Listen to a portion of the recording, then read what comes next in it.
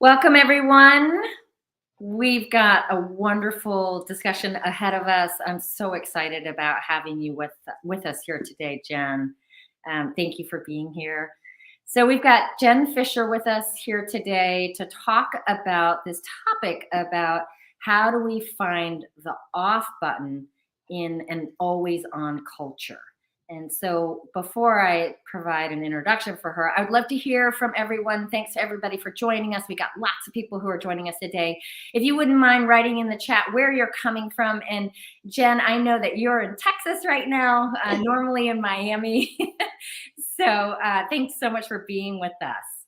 Absolutely. I'm excited to be here and excited to have this conversation. Me too. So, welcome everyone to our conversation. And Jen is, as you all know, the Chief Wellbeing Officer at Deloitte. She drives the strategy and the innovation around work-life health and wellness to empower everyone at Deloitte to really be their best selves, to perform at their best, but also to be their best. She's co-author of the bestseller Work Better Together. And yes, I traveled with this book. I'm in Bar Harbor, Maine right now, getting ready to go to our family place off the coast of Maine. So brought the book with me. If you have not read the book yet, you need to. I love this book. I love the way it's so human, Jen, and that it really focuses on the most essential part of well-being, which is we are in connection with one another. And I think certainly the pandemic and all that has come with it has really been a big reminder of that the only way forward is together. Yeah. You are also the life work integration editor at large for Thrive Global. And you're the host of WorkWell, a well-being podcast series, which I've had a chance to listen in on, and it's fabulous. So lots of things that you're bringing to the conversation. So welcome, Jen. And again, we're so excited to have you. Thanks. Thanks again. So one of the things that I wanted to start with, Jen, is just a little bit about your story and kind of what led you to where you are today in your role, what led you to write this book, but also, kind of who you are as a human being, because I know so much of what you're talking about is really about bringing the human face to well-being. It's not about the bells and whistles. It's really about connection on the deepest level, human to human connection. Yeah. So I like to frame this up with, if you really knew me, you would know that. So in my case, you would know that my favorite cereal when I was a kid was Lucky Charms. You would know that even though I speak all the time, I've trained over 10,000 managers and leaders. I've spoken all over the world. I always get so nervous beforehand. I was, even for things like this, I can't sleep the night before. And if you knew me, you would know that I lost an unborn child, and my fiance and I have tried for many years to have a family, and that's a sadness that I carry with me. So, Jen, if you really knew me, what would you know? Well, thank you for that, Laura. I would say if you really knew me, I am a pretty extreme introvert, which I think surprises a lot of people because, like you, Laura, I spend a lot of time in the public domain speaking and helping to educate others. But when I am done with that, I shut the world down. I don't want to talk to anyone. I don't want to see anyone. I'm just done. The other thing, if you really knew me, I am a huge sleep geek, a sleep advocate. I do not compromise my sleep for anyone or anything.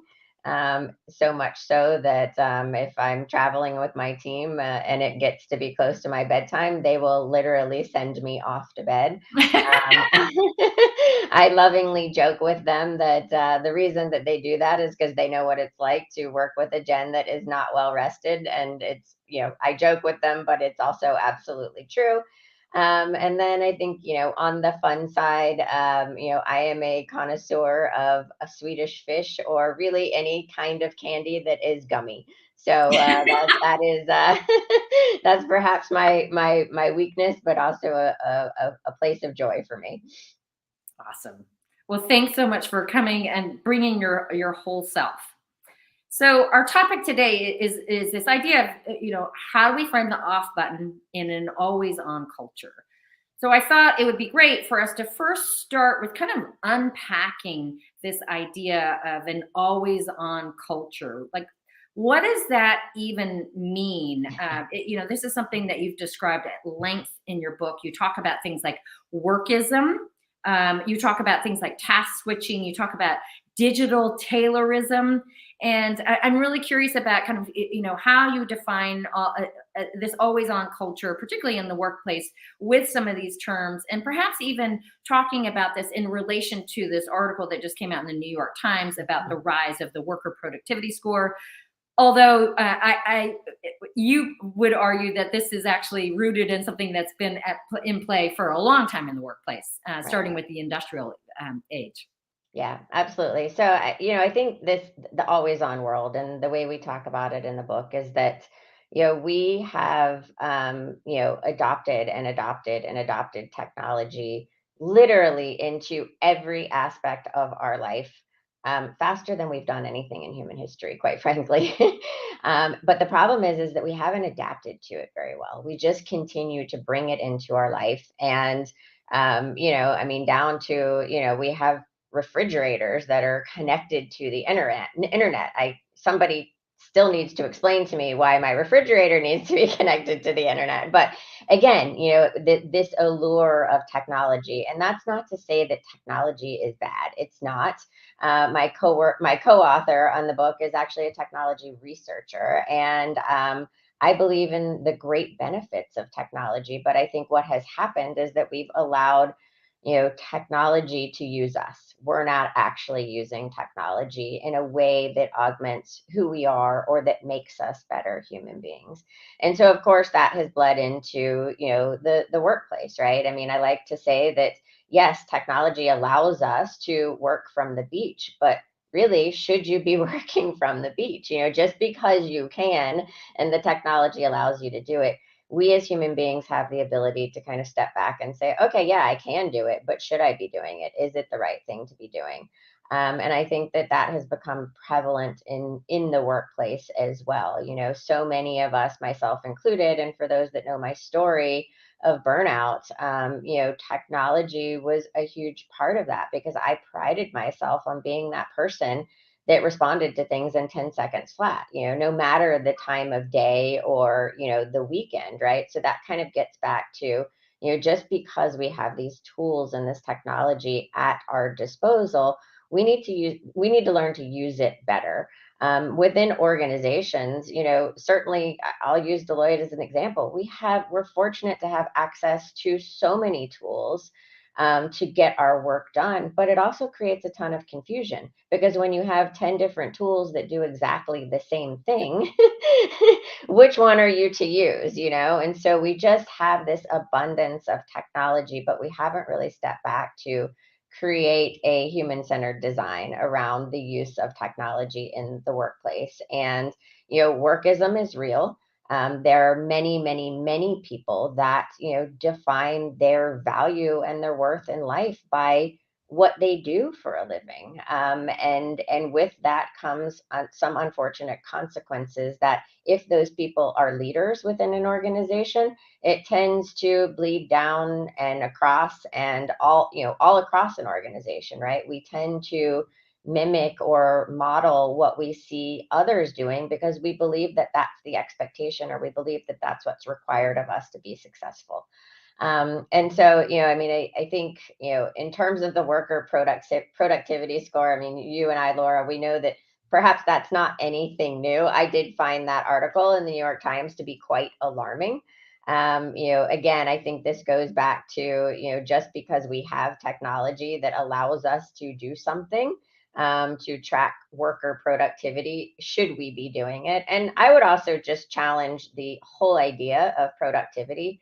What is it and who gets to define it? Like, what makes, like, why are you more productive than I am, right? If I am hired as an adult to do a job, and I'm doing my job in a way that is satisfactory to my employer, why does it matter when, where, and how I get it done, or how quickly I got it done, or how many hours I spent on it or didn't spend on it? And so I personally think that productivity is a dangerous and kind of dated metric, especially when it comes to workforce well-being.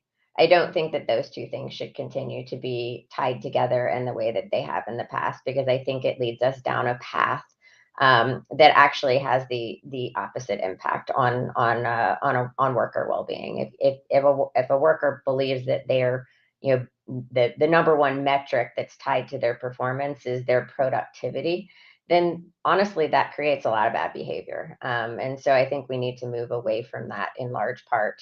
So I found the article, while it wasn't new or surprising, I found it scary and horrifying in many ways. I did think that the user experience of the article online was really cool That was because amazing. because they were tracking you and how much time it took you to actually read the different components of the article. So I thought that was pretty creative and cute. I used to be an urban public high school teacher, Jen, and one of the things that we talked about a lot is, kind of depth versus breadth. And, there's so much pressure in schools now to just cover a lot of content. But if you are required to cover a lot of content, you never get to go deep and to really be truly innovative as opposed to just productive. It really requires that deep thinking and that hard to measure kind of higher order engagement. And so I love this question that you posed, which is productivity. What is it? And who gets to decide? And if you have somebody else deciding for you, then that inherently undermines your well being, because, as you know, one of the biggest drivers of stress in the workplace is that lack of autonomy. And I know that this is something that you really dive into in your book, is around identifying your workplace style and really honoring that so that you can be well, and understanding your workplace style relative to the people that you work with on your team. I'd love for you to talk about that a moment. And really quickly, for our listeners, please feel free to pose your questions along the way. We've got lots of, love to hear your thoughts as well. So, Jen. Yeah, absolutely. So, the way that we talk about workplace style in the book, we do work for accounting and consulting firms, so it's on a 2 by 2 on a quadrant, and really it was a reflection of the experiences that my co-author and I have had in terms of the cultures of the organizations or the teams that we've worked on. And so we talk about 4 different styles, and to be honest with you, those are styles that are probably inherent in all of us, right? It's not to say that you're a bad person if you are a lone leopard or if you are behaving like a shark. You don't want to behave like a shark more often than not in the workplace, but there are certainly times when that comes out in all of us, that triggers all of us. So it's not to shame anyone or to say that if you find yourself in this quadrant, you're a bad person, but it's to actually help you identify where you spend most of your time and understand the impact that that has on both you and your colleagues and kind of the organization at large, and then really give you the tools and tips and ideas to help you move from those other 3 quadrants into the top right, which is, it's the dolphin, which is trusted teams, right? And so that's kind of the magic quadrant, if you will, that we want to spend the majority of our time in, because it creates the ideal or optimal workplace culture where people both value relationships that they have with others on a human level. They aren't transactional. They aren't merely just to get work done, but they're recognizing each other as human beings and all that comes with being a human being. And so that's relationships. And then also that values well-being, right? Your own well-being, but supportive and encouraging of others' well-being too, because we know that when we are well and taking care of ourselves, we do perform better in all aspects of our life. And that when our teammates and colleagues feel supported and see, it's a collective, right? I mean, we keep talking about on our end that well-being is a shared responsibility. It's not just the responsibility of the individual to take care of themselves. Largely dated thinking was, well-being happens largely outside of work. Now, the newer thinking and what we're researching and talking about is the impact that impact that work has on our well-being. So work as a determinant of our well-being. And so it's more than just about taking care of yourself as an individual. That's obviously incredibly important, but how do we make how do we make well-being actually a shared responsibility within a team and within the organization at large? Yeah, I mean, my well-being matters to you. Your well-being matters to me. There is no me without you.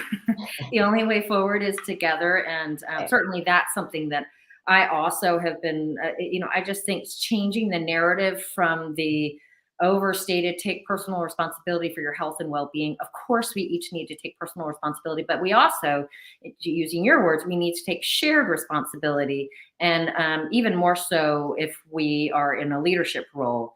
So I would love to take one of the questions along if you want. So here we've got how can the workforce achieve balance when senior leadership is always on? And adding on with not only I'm going to add on to this question, which is not only senior leaders but those team leaders.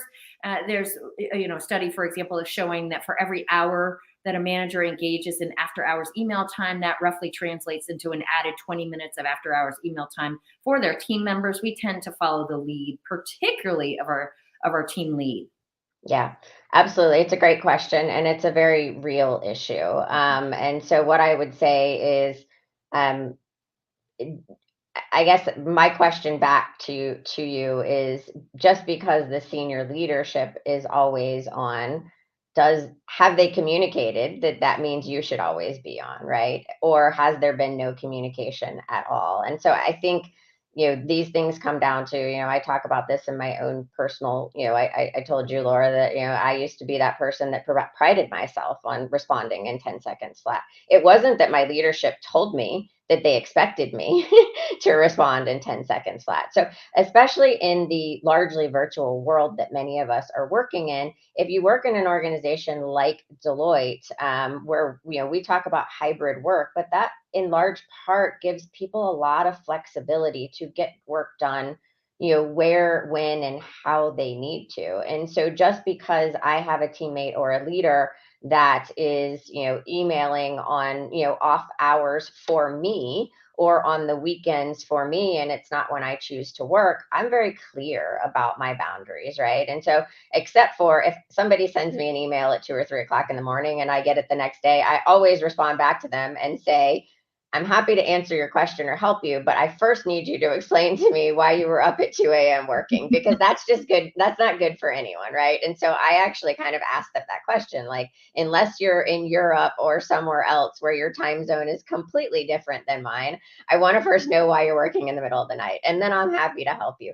But look, I think we need to, number one, as individuals, be comfortable with setting our own boundaries and sticking to them. Just because a colleague or a senior leader is emailing at off hours does not mean that you have to respond. And if you don't feel comfortable with that, then I do suggest that you have a real conversation with who your leader is and say, is this an expectation? Because I want to let you know that these are kind of the things that are going on in my life, or these are boundaries that I have. These are the things that are important to me. And here's when I can respond, right? Because just, I really, in large part, yes, there are some terrible leaders, but in large part, when people are working and emailing, it doesn't mean that they expect a response right away.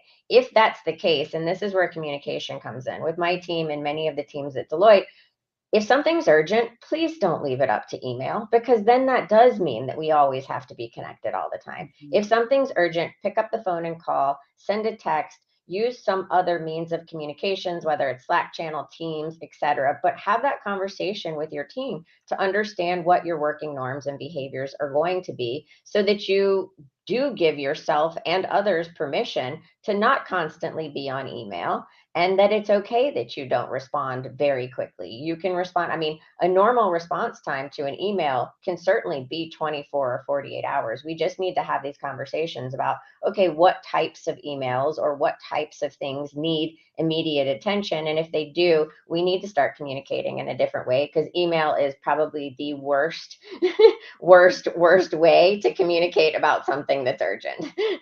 And also, with email, there's so much room for interpretation, and Yeah.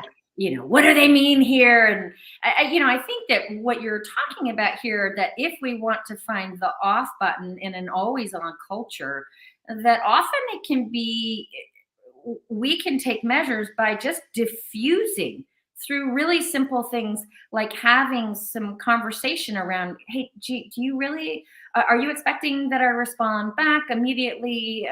And here are some of my boundaries. There's nothing wrong Right. with establishing those boundaries. And I saw Melena's external hustle versus internal hustle. I mean, sometimes on these things we are our own worst enemies, right? I mean, we create an expectation of ourselves that other people don't have of us, right? And Mm, so, or FOMO is real, right? So if we think we're getting a whole bunch of emails, it's our devices are designed to make us want to pick it up and reply to things, right? And so we actually, it's, I mean, I think the fascinating thing about boundaries, right? You need to have the discussion, you need to set your boundaries, you need to let people communicate them, but you also have to hold your own boundaries, right? And mhm, most of the time when I talk to people about boundaries, especially when it comes to always being always on and technology, you know, they're kind of their own worst enemy. I'm like, okay, well, first of all, did you communicate your boundaries? More often than not, the answer is no. And then the second question I ask is, well, are you actually sticking to your own boundary? mm. And if we don't communicate our boundary and stick to it ourselves, then it's not the other person's fault. I'm sorry to tell you that, right? I mean, we can't blame them if we haven't communicated it and if we're the ones picking up our devices. I mean, in my case, right? I was the one that prided myself on responding in 10 seconds flat. Nobody told me I needed to do it. I told myself that I needed to do it. And so, I mean, I need to own that part of my story, which I do. And so I think we all need to kind of get a little bit real with ourselves in terms of, okay, what's the internal narrative that we have? And what are things that are going on externally? And they're very real. I'm not trying to say that they're not or downplay it in any way, but I think we need to parse those two things apart and kind of understand where that pressure or that expectation is actually coming from. Jen, one of the things I find fascinating about this is just how much of this is a part of our identity. And you talk about this in your book about how, always being on is a badge of honor. And I think a lot of people really, want this to be part of their identity. So somebody comes up to them and says, "How are you?" And the automatic response is, "Oh, I'm so busy." This is part of my identity. I'm really busy, and therefore I'm important, but that doesn't have to be part of our identity. No, it doesn't. And when people tell me I'm so busy, I'm like, okay, well, the one I get is I'm crazy busy. And I'm like, can you tell me what does that actually mean? Like, what does that look like, And they're like, wait, what do you mean? You don't know what crazy busy means? And I'm like, no, actually, I don't. So I think we have to kind of, and people will say, well, you can do that, Jen, because you're in the role that you're in, or you have the title that you're in. But we need to start holding each other accountable to these things, right? If we aren't happy with the culture that we've created, with workism, with all of those things. And I think we also need to recognize as leaders, I mean, the number one role of a leader on any team or any organization is to remove a lot of these barriers, right? And so we need to get real with what are the barriers, what are the things that exist within our organization, whether they're spoken or unspoken norms that are actually creating people's perception that they need to always be on, or that are creating problems within the flow of how they get their work done. And so we need to get real, and many of those, especially now since the pandemic, are really outdated ways of doing work or ways of thinking that we're seeing the pendulum swing back and forth. I mean, it's kind of maddening, right? We all have we have whiplash at this point of like, are we going back to the office? Are we not going back to the office? Are we doing this? Are we not doing this? Right? Like, I think this is where leadership of any kind and the workforce need to come together and have some real conversations about what's the future of work that and the future of work is now, by the way. I always kind of laugh at that term. I'm like, so when does the future of work start? Because we talk about it like it's some distant thing, right? So, but I mean, we need to be having these real conversations, and it's not a one-time thing. It's an ongoing dialogue that needs to continue to happen.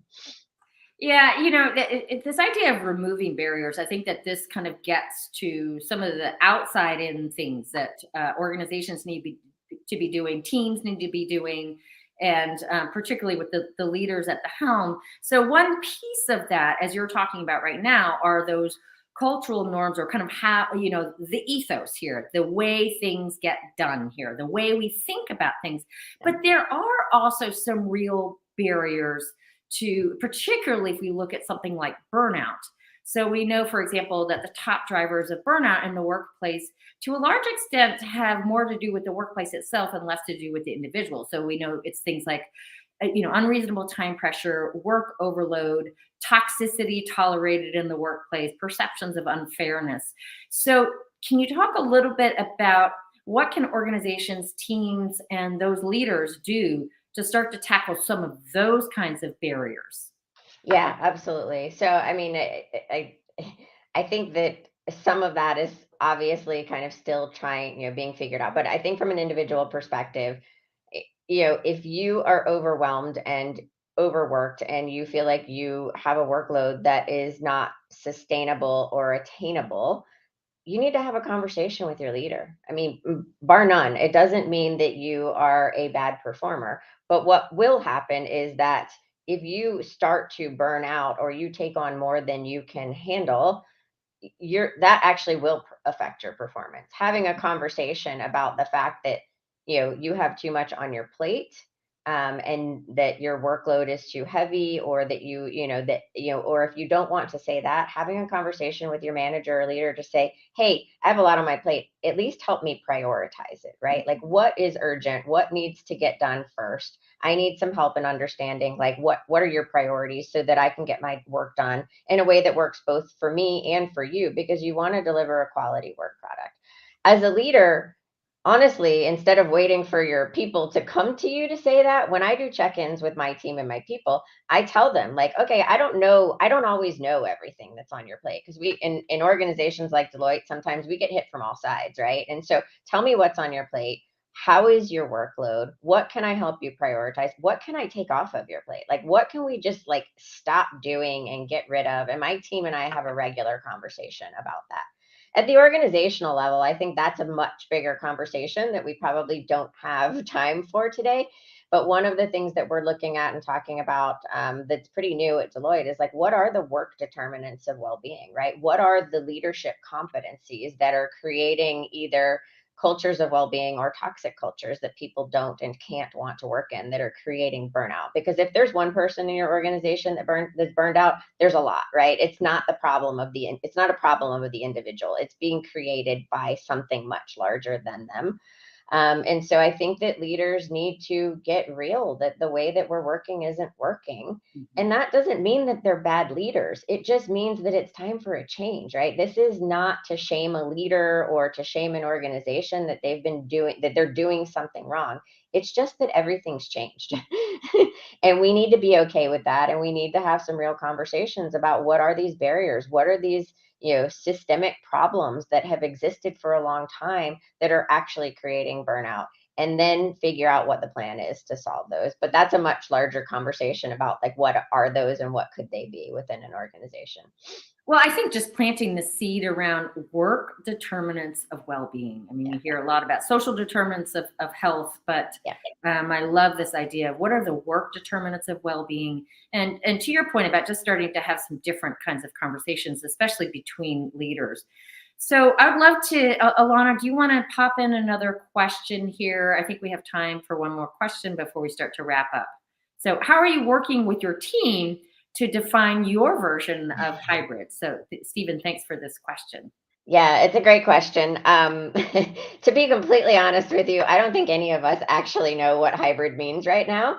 But at Deloitte, what that means, because we are such a large organization, is that we are leaving that we're giving the power to our teams and our team leaders to really decide, when do they come together in person, and what type of work is it that they're doing that requires them to be together in person, versus when can they be virtual or not, and really kind of hopefully, giving everyone the power to say, hey, I can't do that, I don't want to do that, it's not convenient for me, I rather work remote today or this week, etc.